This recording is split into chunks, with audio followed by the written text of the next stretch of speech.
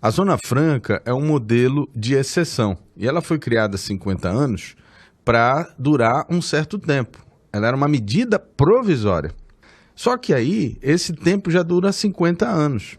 E qual era o conceito?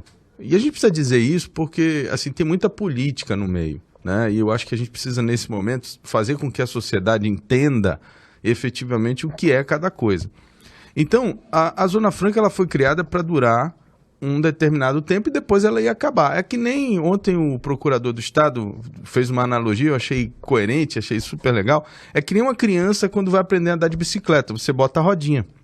Depois de um tempo você tira a rodinha e a criança vai sozinha. Caminha sozinha. O problema é que a Zona Franca, o Amazonas, está há 50 anos de rodinha, já virou adulto e não tirou a rodinha ainda. Né? Então, a gente tem uma situação, antes de mais nada, uma situação complexa. Por quê? Porque, primeiro, um projeto que foi criado para durar um determinado tempo, ele já tem 55 anos, e você não vê grandes avanços, por exemplo, no desenvolvimento do interior do Estado, que era um dos conceitos fundamentais da Zona Franca. Sim. Por quê? Porque, na verdade, ao longo desses 55 anos, né, nenhum governador fez um trabalho de construção de um modelo econômico que complementasse a ação da Zona Franca.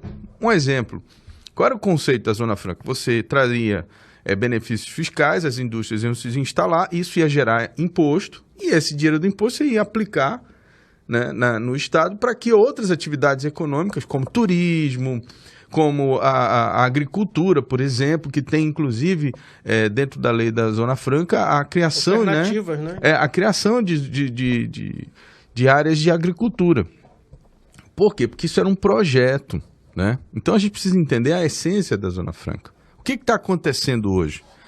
Que acontece há um certo tempo já. Os políticos amazonenses, e aí a gente tem que fazer aqui deixar isso bem claro, principalmente aqueles que já governaram o Estado, não fizeram o dever de casa, ou seja, não usaram o dinheiro que a Zona Franca gerou nesse período todo para desenvolver novas atividades econômicas.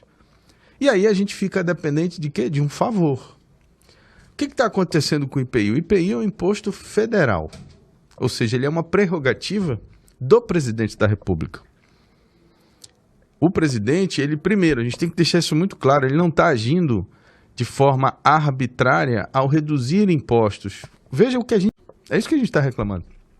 Ele reduziu em 25% as alíquotas de um dos impostos federais para todo o Brasil, para baratear a geladeira, baratear não sei o quê, e a gente está entendendo isso como uma coisa ruim.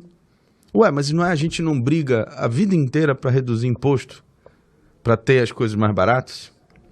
Aí, veja, isso é um outro ponto que eu estou trazendo isso porque aqui a gente fica tentando politizar tudo, né? E a gente precisa entender o que está acontecendo. Então, na verdade, ele fez uma redução com a ideia, e aí a gente não sabe se isso vai refletir no preço ainda, a ideia é que reflita, né? A geladeira fique mais barata, fogão, toda aquela linha de produtos que ele está, de certa forma, desonerando com a redução do IPI. E aí a gente cai numa coisa muito simples. O que a gente está discutindo aqui? A gente está discutindo vantagens. A gente não está discutindo, por exemplo, a arrecadação do Estado. A redução do IPI, ela não interfere em absolutamente nada na arrecadação do Estado. Você sabe por quê? Porque o IPI aqui já é zero. Ele está reduzindo para o resto do Brasil. Aqui, a gente já não cobrava nada de IPI. E vai continuar sem cobrar nada, porque a gente era isento. Tá entendendo? Então, a gente tem que deixar muito claro para a sociedade isso. Não há nenhuma perda de arrecadação por causa da redução do IPI. O que a gente perde é competitividade. Tá? Esse é o primeiro ponto. Aí vamos lá. Aí tem aquele discurso de que, reduzindo o IPI, as indústrias vão sair daqui. Muito bem. Você sabe quantos impostos a gente tem aqui desonerados? Vou citar para você aqui.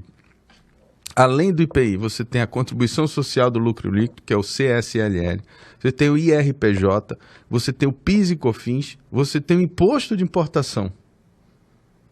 Então, assim, para tu acabar com todas as vantagens da Zona Franca, tu teria que tirar todas essas outras vantagens. É o seguinte, tu tem 5 vantagens.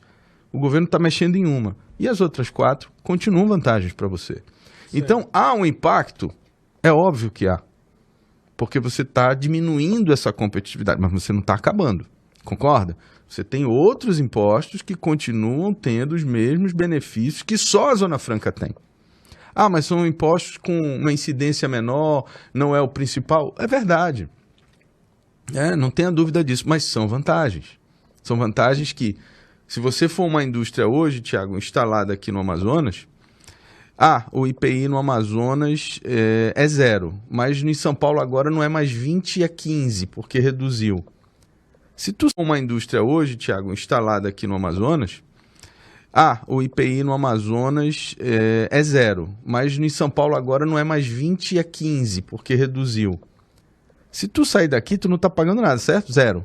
Tu vai pagar os 15, mesmo reduzido. Ou seja, para a indústria sair daqui, ela tem que fazer um cálculo que mostre que mesmo um imposto mais barato em outro lugar do Brasil é mais vantagem do que ela continuar aqui.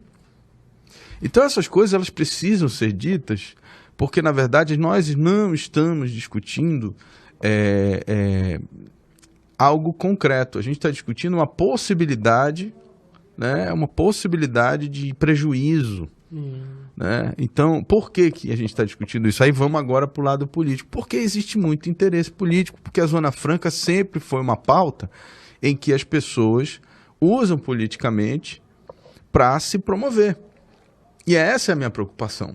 No meu entendimento, os políticos hoje, eles deveriam usar esse momento em que o governo está fazendo uma política de redução de um imposto que é relevante, né? Mas é um imposto federal, não é um imposto estadual, que é um imposto relevante para a economia. Isso, em tese, vai fomentar a economia no resto do Brasil, porque ainda tem essa outra discussão. Né? Você está falando de quantos outros estados que vão ser beneficiados com isso? Quer dizer, o Brasil, o presidente, ele governa para quem? Né? A gente tem que ser honesto de sentar e analisar isso. Você não pode... É óbvio que a discussão e os parlamentares têm o dever de brigar pelas essas vantagens, mas a gente não pode criminalizar uma ação que, de repente, pode ajudar a economia como um todo. É preciso ter um equilíbrio nisso. Né? É um equilíbrio do ponto de vista Brasil, né? Não só de Amazonas, do ponto de vista Brasil, porque lá na ponta isso vai voltar para a gente também.